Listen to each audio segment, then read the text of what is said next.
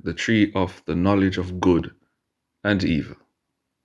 The story of the Garden of Eden is more than just a fairy tale. In it, we find two mysterious trees standing right next to each other, the tree of life and the tree of the knowledge of good and evil. They represent two very different paths for humanity. Today, we'll uncover what they truly mean. And first, the tree and their purpose. First, let's understand the two trees. The tree of the knowledge of good and evil was a test of obedience. God gave Adam and Eve one simple command: you are free to eat from any tree in the garden, but you must not eat from the tree of the knowledge of good and evil. For in the day that you eat of it, you will surely die. Genesis chapter 2, verse 16 to 17. This tree wasn't evil in itself. It represented God's authority and our need to trust His wisdom and not define good and evil for ourselves. The tree of life was a gift. It was freely available to Adam and Eve, and its fruit was meant to sustain their eternal life. It was a physical symbol of a continuous, dependent relationship with God, who is the source of all life. It was their food for immortality, a daily reminder that their existence was rooted in Him. The choice and the consequence. The serpent twisted God's words, telling Eve that by eating from the forbidden tree, she would be like God, knowing good and evil. Genesis chapter 3, verse 5. This was the lie. Humanity's desire to be independent of God and to be our own authority. Adam and Eve chose to eat from the tree of the knowledge of good and evil. Did you get that? This was the lie. Humanity's desire to be independent of God and to be our own authority. Adam and Eve chose to eat from the tree of the knowledge of good and evil.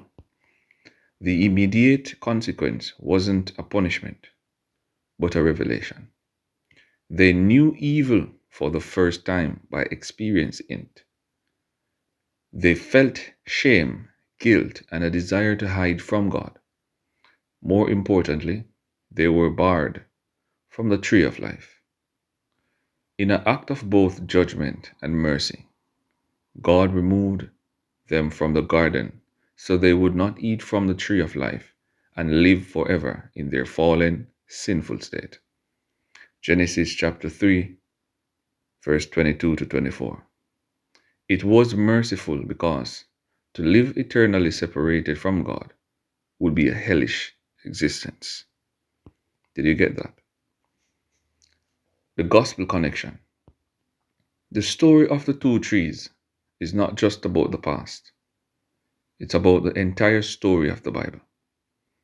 The central point of the story of the trees is not about a physical fruit, but about which tree we will eat from. Will we try to gain life and wisdom on our own terms, through our own understanding of good and evil, or will we rely on the life that comes from God? This is where Yeshua comes in. He is the ultimate tree of life. His crucifixion on the cross or on the tree is sometimes referred to in early Christian writings as a new tree of life. By going to the cross or the torture stake, Yeshua reversed the curse of the first tree and reopened the way to the second. The good news is that the story of the trees doesn't end in Genesis. It ends in Revelation. In the very last chapter of the Holy Scriptures, Revelation chapter 22 verse 2 describes the New Jerusalem with a river of life flowing through it, and on either side, the tree of life, bearing 12 kinds of fruit, yielding its fruit every month. And the leaves of the tree are for the healing of the nations. The tree of life is no longer forbidden. It is the reward for those who have put their faith in Jesus Christ, Yeshua HaMashiach. It symbolizes a restored, eternal, life-giving relationship with God. So we are no more barred from the tree of life. Indeed, it is a gift. For the gift of God is eternal life. The wages of sin is death, but the gift of God is eternal life.